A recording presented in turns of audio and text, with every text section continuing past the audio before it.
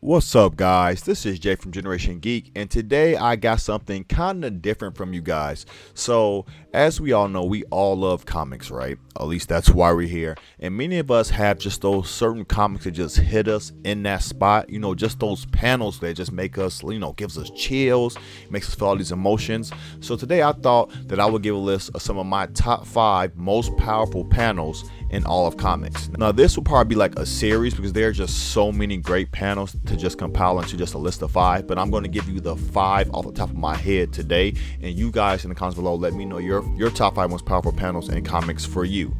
As always, if you guys are new here, please like, share, and subscribe, and join the Geek fam. We'll love to have you. Alright, to start this list, we're going to go all the way back to 2014, I believe, around the time of like Battle World, in which that whole thing was going on with the Beyonders and the Molecule Man. And basically, Doom ended up becoming God Emperor Doom and had literally this ridiculous amount of power in which he was basically God.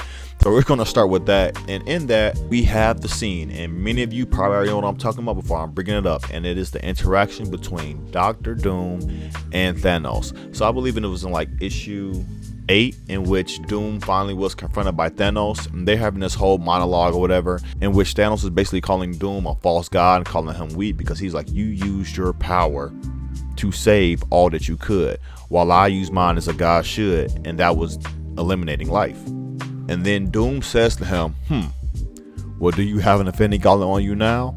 And Thanos is like, nope, I don't. But yet, I am still the Mad Titan Thanos, and for you, that would be enough. And like to talk to Doom like that was just crazy. And then Doom just says, grabs his hand, sticks it inside of Thanos' chest, and literally pulls out his spine. And then he delivers this cold line that appears untrue. And it was just crazy because we just never seen anybody at this point ever like just do Thanos like that. Literally just that display of just power to just stick your hand inside someone's chest. No drawn out long fight, no brawl, anything like that. Just sheer power of just godhood. Doom just sticks his hand inside of Thanos' chest like Mortal Kombat and just pulls out his skeleton like he's Sub-Zero.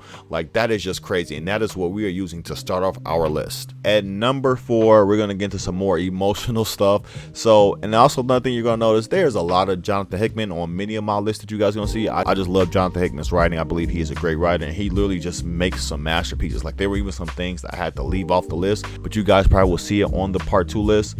And today we are going to be talking about the death of Johnny Storm. So we all know what happened to Johnny Storm, in which the Fantastic Four and the kids got stuck inside of the negative zone. And so Johnny Storm, in the last ditch effort, left himself inside the negative zone, and you literally have Ben Grimm sitting there crying, having this emotional conversation with Johnny. And then Johnny goes to face the annihilation wave and just says flame on one last time, and they ended up killing Johnny Storm. At least that's at the time he was dead. In comics nobody stays dead. But we're moving on to the next issue after that, and then we have this whole book. The whole entire book has no words in it. All you see is expressions. Everybody mourning their own way. You got Franklin Richards mourning with Spider-Man. You have literally Reed Richards going to negative zone, holding up the ultimate nullifier to Annihilus, literally threatening him like, if you ever do this again, I should destroy you, destroy your reality, blah blah blah. And Annihilus lifts up the insignia of the Fantastic Four from Johnny Storm. But that wasn't even the most emotional part for me. The most emotional part came for me in which Ben Grimm left the funeral and he's out in the desert. Then you have Donald Blake, who is the secret identity of Thor, and then you have Dr. Banner, who is the secret identity of the Hulk. And they come to talk to Ben. They show him the little hologram of Johnny Storm. Ben throws it away. I don't want to hear that, blah, blah, blah. At least this is what you just think he's saying, because again, there's no words. And then Donald Blake grabs his stick, hits on the ground, and turns into the mighty Thor, and grabs Ben by the shoulder, and then Ben just starts letting loose. He's just like taking off of Thor. Then you look to the corner, and you see Dr. Banner turn into the Hulk, and then he starts fighting the Hulk, throwing a fantastic car at him, all this other stuff. And then it gets to the point, after Thor gets up from the ground, he's about to go back into the battle, and then puts his hand out like, no. Like, let him get it out. Like, let my brother get it out. And we all know, like, the historic battles the Hulk and Ben have had. And literally, Thing is just swinging, just getting out. It's like when you with your buddies and you like, nobody else can take it because you could hurt somebody else. But these are like the only 2 beings on the planet that can take his wrath. They literally just let him cut loose, especially Hulk. And Hulk's just sitting there taking the punches. And then Ben just breaks down crying in the Hulk's arms. Like, again, no words. Like, literally one of the most beautiful scenes I have ever seen in all of comics. And then at number 3, we have Watchmen. Yes, Watchmen, which is now the DC universe, like in canon now. And if you guys don't know, I am a baby of the 90s, of course, Generation Geek. And my first introduction to the Watchmen was the movie. I wasn't able to read the books earlier because they were way too mature, and Pops was definitely not letting me watch that. But then he took me to see the movie, and I have never known anything like Watchmen. I knew nothing about it. I didn't know about the big blue naked guy. But when I did, of course, we go through the whole story about the Manhattan and Ozymandias and Rorschach and Night Owl and Silk Spectre, blah, blah, blah, blah, blah. So finally we get to the end of the book, right? And I will never forget this because this was the first time I have ever cried in a movie. Like, I literally cried because during the course of that movie, I fell in love with Rorschach, you know, with the whole, I'm not locked in here with you, you're locked in here with me. Like, it was just such great scenes. And then able to see these same panels taken from the book and put into movies was just a powerful thing. But the last scene, and then the last scene, and then he uttered the famous words, which I have never forgotten. It literally stuck to me as an adult. Like, I'm going back to the owl ship, you know, people have to be told. And Dr. Manhattan's like, Rorschach, you know I can't let you do that. He's like, of course, must protect Vice New Utopia. One more body amongst the Foundation makes little difference. He's like, well, what are you waiting for? Do it. And he's like, Rorschach. And Rorschach takes off his mask. He's crying. He's like, do it. And then Dr. Manhattan just, with a wave of his hand, just blows up Rorschach. I mean, he was the heart and soul of that entire story. And he literally just, in a wave of his hand, kills Rorschach. And then, of course, in the movie, you have Owlman like, no! And it wasn't like that in the book. But just in the movie, and then in the book, seeing that, like, it makes me emotional all over again. Number 2, we have Thor and Hyperion and Time Runs Out. Okay, so this leads up to Secret Wars, in which Doom got the power and stuff like that, and had the whole thing with the Beyonders.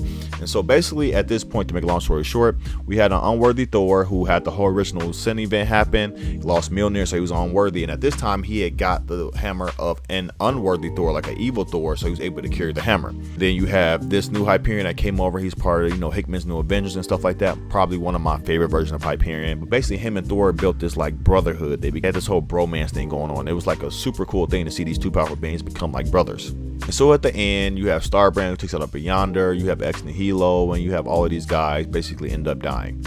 And then all that's left is Thor and Hyperion. At this time, Hyperion had been blinded by one of the Beyonders. Thor had one of his arms ripped off. You know, they're having this whole conversation, and Hyperion's, you know, thanking Thor for, you know, basically thinking he just survived one world to see another die. But then he had a relationship with Thor, and he had made, you know, brought a light to his life and things like that. And then Thor's like, you know, if I had any alcohol left, any ale, you know, I would share it with you, but we drank it all. And, you know, they just joking and stuff in their last moments. Then you just have this wormhole just open. It's just Beyonders. Now these Beyonders are just god tier beings. You're talking about the Beyonders powers that Doom had. Like, these were the Beyonders that he got the powers from, and they're just spilling out. And then Thor goes to lift the hammer, and he can't. He's like, so be it. If this is the end, let me not meet as the unworthy Thor, but as my father's son. And he grabs his axe Yarnborn. Then Hyperion says to Thor, it's a blind Hyperion, will you wait for me in Valhalla? And then Thor goes, brother, this day I will race you there. And they just both take off, running this whole army of Beyonders. And then it says, against the bleak nothing of dead space, 2 gods fell to many. The sun shone one last time. You have Hyperion shooting his heat vision, and there was lightning and thunder. You have Thor, his lightning and stuff like that, and you just see these Beyonders flying as they're attacking them. And then silence. And then that's just the end of the page. Like, oh, I just got goosebumps just even reading that. Oh my goodness. And then at number 1, we have Kingdom Come. Literally, to me, the greatest story ever written on paper. I grew up on Kingdom Come. When we used to go on road trips, my dad used to have the audio tapes for, like, on the cassette tapes. I know a lot of you guys don't know about that, but we used to have cassette tapes. And on the cassette tapes, you had these voice actors that would literally speak out and act out the things that were going on in the book, literally word from word. So you guys have to hear it from the audiobooks. You can find them on YouTube, but you have to hear this yourself. But even reading it was powerful within itself. So you had the whole thing with the superheroes running amok. You have basically all these just anti-heroes and stuff like that. Everybody just doing whatever they want. You have all these kids of superpowers, stuff like that. And basically it's like a post-apocalyptic future and stuff like that. In the end, the villains took control of Captain Marvel, used him to fight Superman. Then the government's about to drop nukes on all the superpower characters. So they're about to take them all out. And then Superman's getting beat up by Shazam, who at this time was Captain Marvel. And while they're fighting whatever, Superman ends up turning the lightning back on him, turning him back into Billy. And then Superman gives him this speech, you know, of how he basically doesn't know whether he should stop this or not, whether maybe the government is right and they should drop these nukes and all these super beings and just be done with it. And he says to him, I can stop the bomb, Billy. That much I'm sure of. What I don't know is whether I should be allowed to. Superhumans or mankind, one will pay the ultimate price. And that decision is not for me to make. I'm not a god. I'm not a man. But you, Billy, you're both. And it's, of course, because Billy Batson is obviously was a kid, and he also has the power of the 7 Greek gods. So he literally knows what it means to walk the side of being a frail little child and also being a god with this extraordinary power, which makes him almost as powerful as Superman. And then he says, or with a word, you can stop me. Do you understand that choice that can be made by you alone? Then decide. And then Superman takes off to go stop the nukes, and he tells him to decide the world, and he takes off. And then these lines. Billy looks up, and the panel says, and when he cries, Shazam. 7 thunders utter their voices, and you just see the lightning come down to the ground. You just see Billy just flying off in the air. He grabs Superman by his leg, by his boot, and throws him to the ground. Superman takes off his cape while he's going down. He's like, Billy, no. And he goes up there, he stops it, and he goes, Shazam, Shazam, Shazam, and destroys the nukes in the air. And literally Billy dies and so many humans, and you see this aftermath of Superman with these red eyes like, no. And bro, it was just such a powerful scene. Like seriously, if you guys have never heard the audiobooks of this story, I suggest you look them up on YouTube. You will not regret it. It is such a great story. If you've never read it, read the books, buy it. It's something that needs to be in your library. And that is my list. What are you guys' favorite panels of all time? I cannot wait to make a part 2. I can almost tell you that I'm going to, because I wrote down a long list of things and it was hard to choose for this first one. But these were just the first 5 that hit me mostly because of where I was in time and life and stuff like that. But you guys let me know your favorite panels in the comments below. And as always, if you guys are new here, please like, share, subscribe, and join the Geek fam. We'll love to have you. As always, I've been Jeff from Generation Geek. Y'all be blessed and peace.